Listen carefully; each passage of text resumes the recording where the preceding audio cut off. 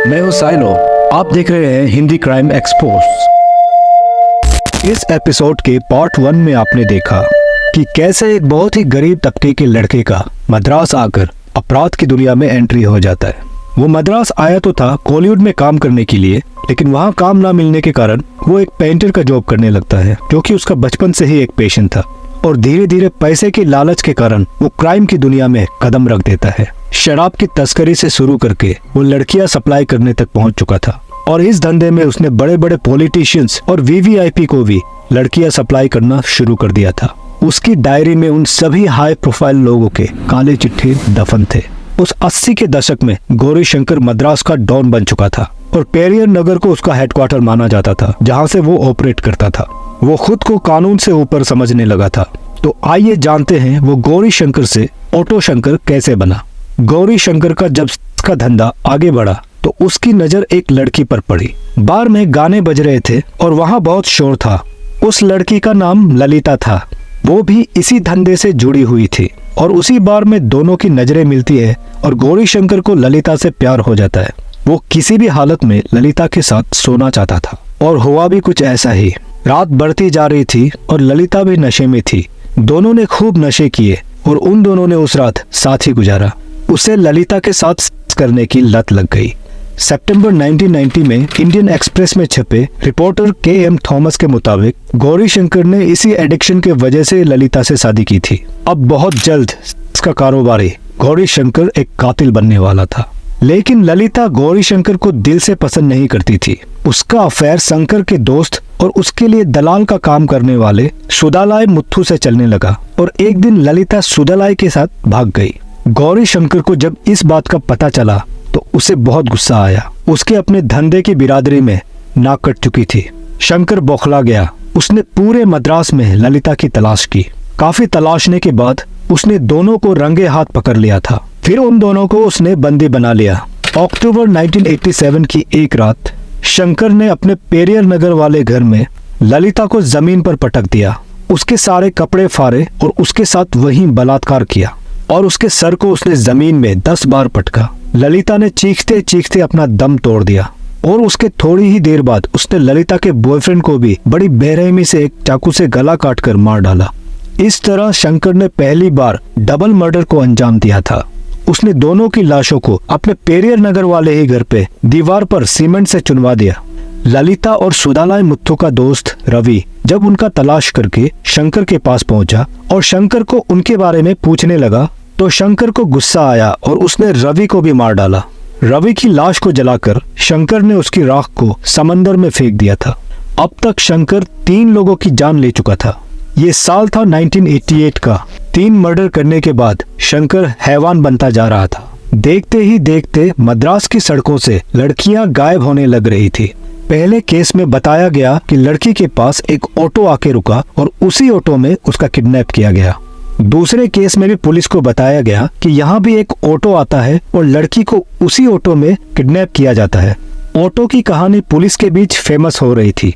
तभी एक एक करके पूरे 9 लड़कियों के पेरेंट्स पुलिस स्टेशन पहुंचते हैं। सभी स्टेशन में हल्ला करने लगे। पुलिस स्टेशन पहुंचे उन लोगों ने ये शक जताया कि उनकी बच्चियों का किडनैप ऑटो में ही हुआ है। वैसे तो पुलिस को इस बात का अंदाजा बिल्कुल था कि वहां लड़कियां गायब हो रही है, लेकिन फिर भी पुलिस ने उन लोगों की बातों को टालते हुए उनसे कुछ उल्टा सीधा कह दिया था। पुलिस का रेस्पॉन्स देख के वहां पहुंचे लोगों में गुस्सा बढ़ गया और पुलिस स्टेशन में हल्ला शुरू हो गया। पुलिस और लड़कियों के पेरेंट्स के बीच मारपीट की नौबत भी आ गई थी।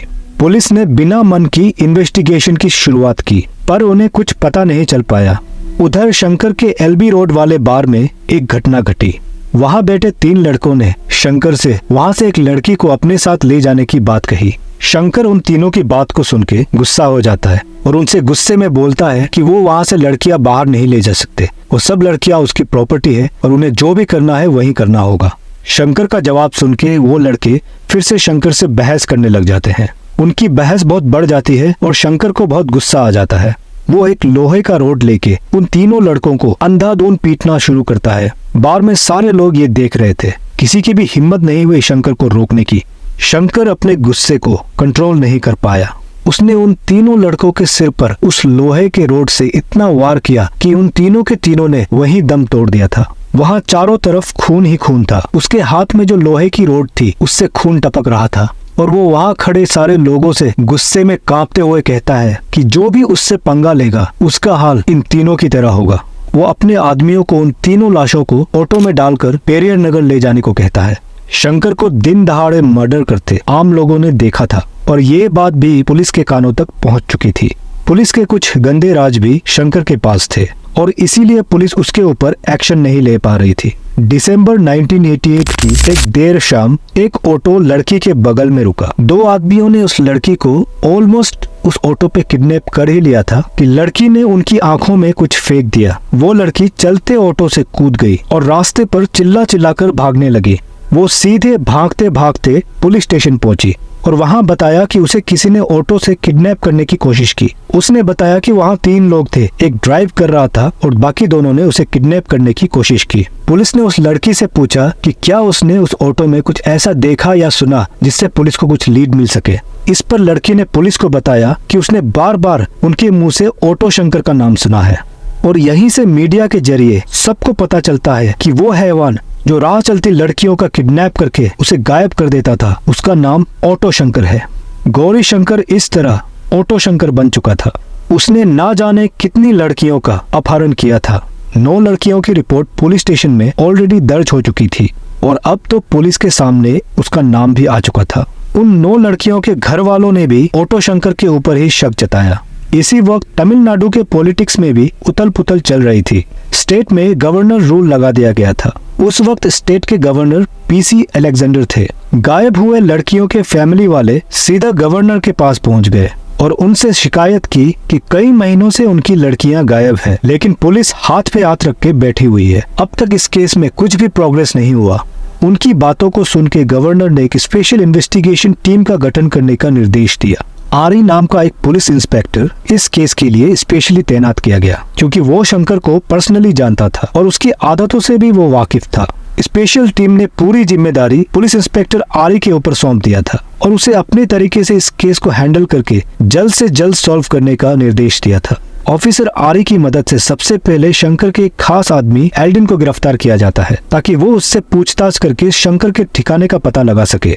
एल्डिन की कायदे से पुलिस में खातिरदारी हुई और काफी पिटने के बाद वो पुलिस का गवाह बनने को रेडी हो गया। उसने अपना सारा जुर्म कबूल किया और ऑटो शंकर के बारे में सब कुछ बताने वाला था। स्पेशल इन्वेस्टिगेशन टीम के ऊपर गवर्नर का कंटिन्यूअली प्रेशर था। उन्होंने बिना देरी किए ऑटो शंकर को पेरियर नगर से गिरफ्तार किया। ऑटो शंकर ने भी अपने सारे जुर्म को कबूल किया और पेरियर नगर से 5 लाश बरामद की गई। उसने इन लाशों को दीवार में चुनवा दिया था और इसी में एक लाश ललिता की भी थी। ये 5 लाश शंकर के हैवानियत के सामने कुछ भी नहीं थी। पुलिस ने तलाशी ली और उन्हें एक डायरी मिली। इस डायरी में तमाम पुलिस वालों के नाम थे जो शंकर की मदद किया करते थे। 2 पुलिस वाले और एक डिप्टी सुपरिटेंडेंट को सस्पेंड किया जाता है। ऑटो शंकर ने अदालत में बताया कि उसे क्राइम करने का मोटिवेशन सिनेमा से मिला है। उसने सब कुछ कॉलीवुड के विलेन से सीखा था। इसी वजह से वो इसका एडिक्ट हो जाता है और वो लड़कियों की किडनैपिंग और सप्लाई करने लगता है। हालांकि बाद में शंकर ने जो भी कहा वो बहुत ही ज्यादा शर्मनाक था। उसके बयान सिस्टम के ऊपर ही सवाल खड़े करते थे। उसने अपने कबूलनामे में और कई रिपोर्टरों से बात करते हुए ये बताया कि उसने अब तक जिन भी लड़कियों का किडनैप किया या किडनैप करने की कोशिश की वो सारे पॉलिटिशियंस के लिए थे। उसने कहा कि जब पॉलिटिशियंस उनका रेप कर देते थे तो वो उनको मारकर जलाकर उनकी राख को बंगाल की खाड़ी में बहा देता था और इसीलिए उन 9 लड़कियों की लाश उन्हें कभी नहीं मिलेगी। ये बहुत ही शॉकिंग है कि इस कबूलनामे के बाद भी कभी किसी के ऊपर कोई भी इंक्वायरी नहीं हुई थी और ऑटो शंकर की डायरी भी कहीं खो गई। गिरफ्तारी के बाद ऑटो शंकर और उसके गैंग को मद्रास सेंट्रल जेल में भेज दिया गया। उस जेल में वहाँ के 3 जेल वार्डन ने शंकर को वहाँ से भागने में मदद की थी और वहाँ से शंकर अपने साथियों के साथ फरार हो गया था। बाद में उन तीनों जेल वार्डन को 6-6 महीने की सजा हुई और शंकर के साथ उसके साथी एडविन और शिवाजी की फिर से गिरफ्तारी हो गई। जेल से भागने की वजह से शंकर की सजा में छूट के सारे रास्ते बंद हो गए। सीरियल किलर ऑटो शंकर को सेशन कोर्ट की तरफ से फांसी की सजा सुनाई गई। हाई कोर्ट और सुप्रीम कोर्ट ने भी उसकी सजा को कायम रखा। उस समय इंडिया के प्रेसिडेंट थे शंकर दयाल शर्मा। शंकर ने प्रेसिडेंट को अपील किया और एक माफीनामा भेजा।